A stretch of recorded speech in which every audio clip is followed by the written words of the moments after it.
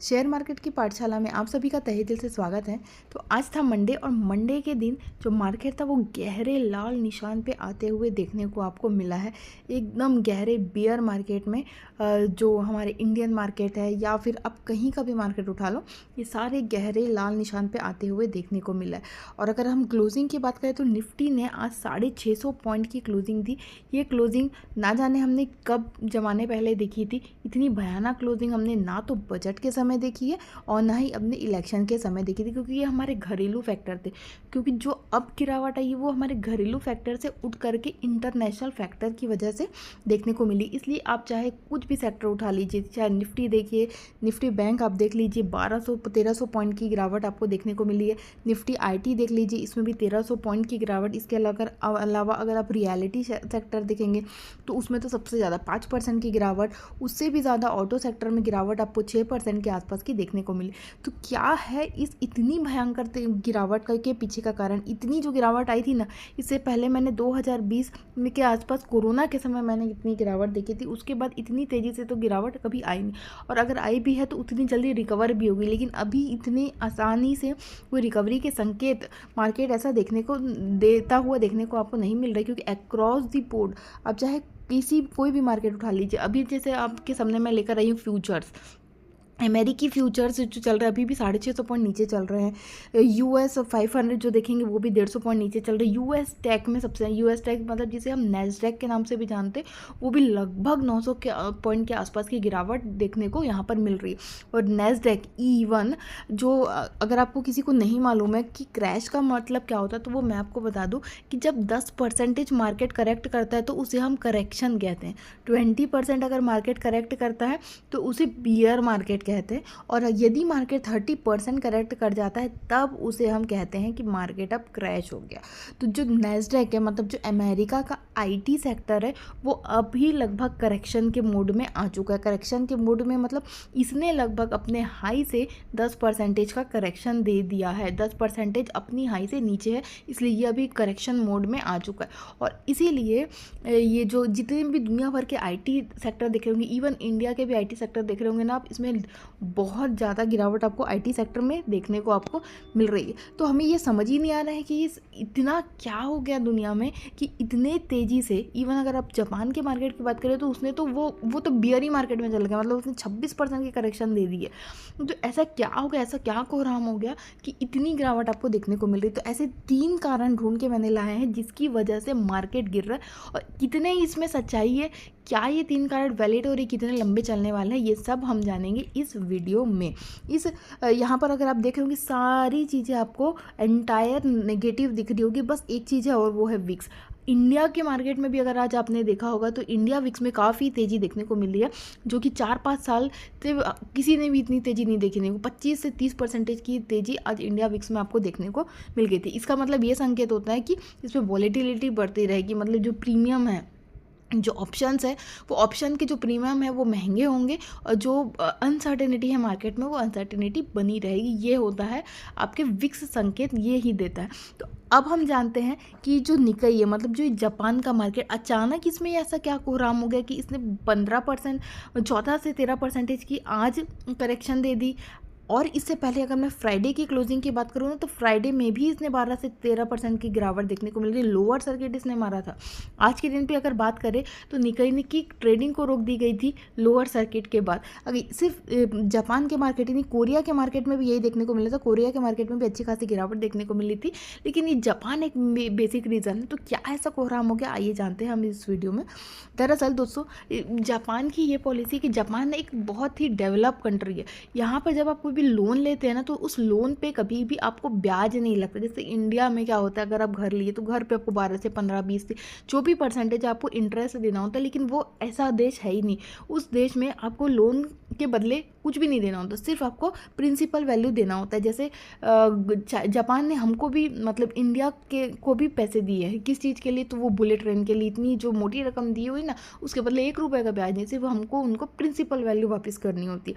तो अब जाके क्या किया जापान मार्केट ने, जापानी बैंक ने, बैंक ऑफ जापान ने, जो इनकी ब्याज दरें हैं ना, ये 0.25% से बढ़ा दी। 0.25 देखने को आपको लग रहा हो कि बहुत मामूली है, ये बिल्कुल मामूली नहीं, क्योंकि उनकी जो ब्याज दरें होती है, एक समय आता है कि वो नेगेटिव में भी चली जाती है। नेगेटिव मतलब कुछ देना नहीं होता, उल्टा बैंक आपको देती है। तो अगर अचानक ऐसा 0.25% से अचानक बढ़ जाना, ब्याज दे देना, तो यही एक ऐसी बात थी जो निकई को पसंद नहीं आई और उसने लगातार सर्किट पे सर्किट देते हुए 2 दिन से अब कम से कम 26% का करेक्शन निकई मार्केट में आपको देखने को मिला। और ये जो करेक्शन है ये 1987 के पास है, सबसे भयानक करेक्शन आपको वहाँ पर देखने को मिला है। अब हुआ क्या है जनरल, अब अमेरिका इससे क्यों निराश है, क्योंकि जो USD येन जो जापानीज़ करेंसी है उसकी करेंसी में अचानक तेजी आ गई। अब हुआ क्या है कि जो लोग जापानी करेंसी में पैसे लगा के रखे हैं विथआउट इंटरेस्ट, क्योंकि वहाँ पर तो ब्याज आपको देना नहीं होता है,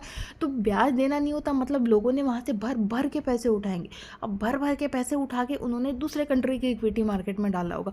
अब उनके लिए तो ये रिस्क बढ़ गया ना, जो चीज़ें वो ये मान के चल रही थी उन्हें फ्री ऑफ कॉस्ट मिली है, मतलब उस पर कोई ब्याज आपको नहीं देना है। अचानक अगर ये आ जाए कि आपको ब्याज देना पड़ जाए तो फिर वैसे में उन लोगों के लिए तो ये नुकसान हुआ ना जो बड़े बड़े ट्रेडर्स होते। बस वही चीज़ हुई और इसी की वजह से जापानीज़ मार्केट में आपको करेक्शन देखने को मिली। और ऐसा होने पर हुआ क्या कि जो डॉलर है वो डॉलर कमज़ोर पड़ गया और जो येन करेंसी है वो अचानक स्ट्रांग हो गई। आप अगर देख भी सकते हैं यहाँ पर कि जो 1 महीने का जो इसका चार्ट है उसमें डॉलर जो था वो 160 पे था और अब जाके वो गिरते 142 आ गया। इसका मतलब ये है कि इसके रिस्पेक्ट में, जो येन के रिस्पेक्ट में डॉलर कमज़ोर हो रहा है और आपका येन मजबूत हो रहा है, जो अमेरिका के लिए नुकसान है लेकिन जापानीज़ के लिए फ़ायदा है। लेकिन अभी आप उस सीक्वेंस से मत देखिए कि इसके लिए फ़ायदा है तो वो बढ़ना चाहिए। उनके लिए जो ये ब्याज दरें बढ़ी है ना, इसका मतलब ये होता है कि वहाँ पर मंदी आने वाली है, रिसेशन का ये संकेत दे रहा है, ऐसा मान के चल रहा है। मैं बता दूँ ये कोई आ गई है ऐसी बात नहीं, ये सिर्फ एक अनुमान है, क्योंकि शेयर मार्केट चलता ही अनुमान से है।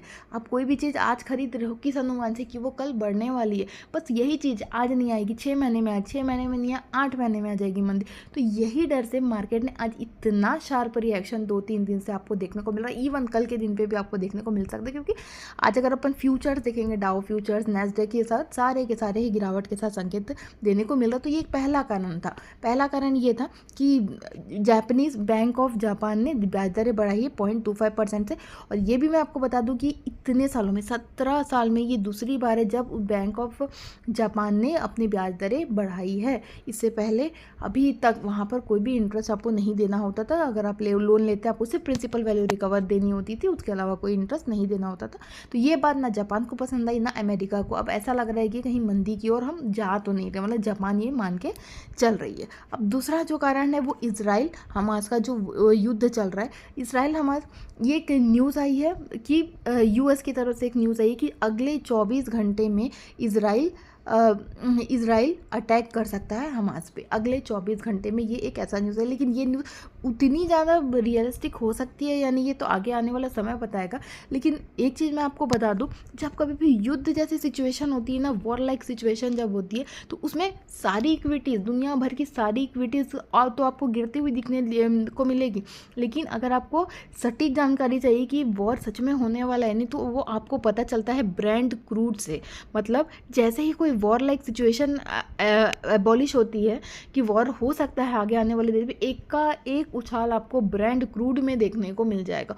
और इस केस में आपको ऐसा कुछ होता हुआ देखने को नहीं मिल रहा है।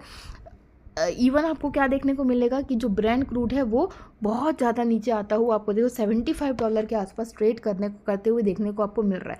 तो ये युद्ध का अगर सिचुएशन होता तो आपको क्रूड ऑयल कहीं और मिलता, $80 $90 ना जाने कहाँ पर आपको मिलता है। लेकिन ये एक कुछ और ही इशारा कर रहा है। हो ये भी सकता है कि मार्केट ये मान के चल रहा है कि रिसेशन आ रहा है। अब जब रिसेशन आएगा तो यहाँ पर इसकी सप्लाई कम हो जाएगी, ब्रेंट क्रूड की सप्लाई कम हो जाएगी। तो हो ये भी सकता है कि इस चीज़ का रिएक्शन दे रहा है, नेगेटिव रिएक्शन ब्रेंट क्रूड में हो सकता है। इसलिए आ रहा है कि मार्केट ये मान के चल रहा है कि रिसेशन आ रहा है, और रिसेशन अगर आ गया तो यहाँ पर भी सप्लाई कम होने के चांसेस है। तो अगर वॉर लाइक सिचुएशन होती तो क्रूड ऊपर जाता, नीचे जा रहा है तो उसका एक पहलू ये बनता है कि रिसेशन यदि मार्केट में आ रहा है तो यहाँ पर इसकी सप्लाई पे खतरा संकेत आपको देखने को मिल सकता है। इवन चलिए ये भी मैंने मान लिया कि Brent crude war like situation में ऊपर जाता है, लेकिन नहीं गया तो ठीक है, रिसेशन के डर से ये नीचे पे है। लेकिन अगला जो इम्पैक्ट होता है ना, ये गोल्ड पे होता है। गोल्ड भी हमको ये बताता है कि वॉर होने वाला है, लेकिन गोल्ड में भी आज उतनी खासी तेजी है, लेकिन उतनी खासी तेजी नहीं है। 2-3 हज़ार पॉइंट उठता तो हम मानते कि वॉर हो रहा है। तो ये वॉर लाइक सिचुएशन अगर ये हो रही है ना, तो जब होगी तो देखी जाएगी। कितने ही वॉर गए हैं, रशिया यूक्रेन जो अभी तक चल रहा है। चलिए देखते हैं अब आगे। अब जो अगला कारण जो यूएस मार्केट जो इतना नेगेटिव इफेक्ट दिखा रहा है ना, वो ये है कि इनके यूएस डाटा जो आए थे फ्राइडे के दिन पर जो यूएस डाटा इनके जो आते हुए देखने को मिले थे, वो मार्केट मान के चल रहा था कि 1,75,000 के आसपास यूएस डाटा आते हुए देखने को मिलेंगे, लेकिन ये आए हैं 1,14,000 के आसपास, अनुमान से कम आते हुए देखने को मिले। और जो इनकी फेडरल रिजर्व बैंक है वो ये कह रही है, वो डंके की चोट में कह रही है कि सितंबर में ये अपने रेट को काटेगी। रेट को काटने का मतलब ये होता है कि जो रेट पे आज इंटरेस्ट जो चल रहा है उस पर वो कुछ कटौती करने वाले हैं। जो कोरोना के समय पे लगातार बढ़ती चली गई थी ना, वो उनको धीरे धीरे 3 क्वार्टर तक काटते चले जाएंगे।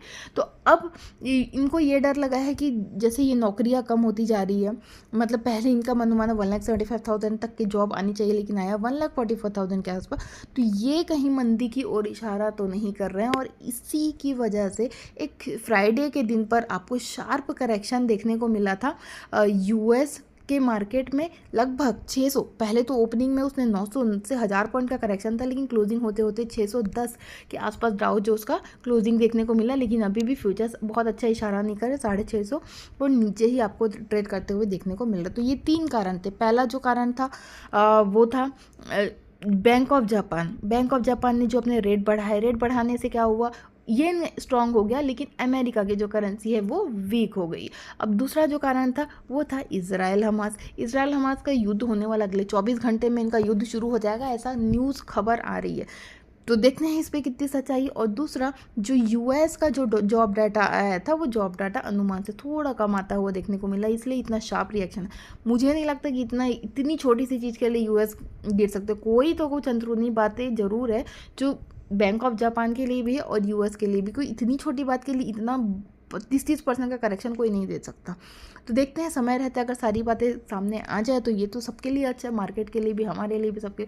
और उस हिसाब से अगर आप देखें ना, तो इंडियन मार्केट में उतना कोई रिएक्शन, ये तो भाई भाईचारा है, निभाएंगे ही, बाहर के हैं सब है, तो भाई शेयर मार्केट का ही पार्ट ना, तो इतना तो ये गिरना बनता ही है।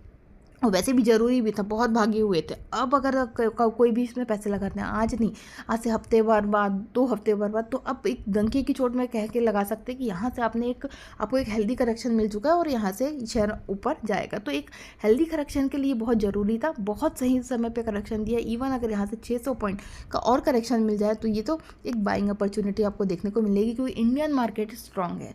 इवन जेफरी ने भी कहा है कि कहीं भी दुनिया के सारे मार्केट में आप संकेत कर लीजिए, पर इंडियन मार्केट जो है वो अभी भी आपको तेज़ी का इशारा कर रहा है।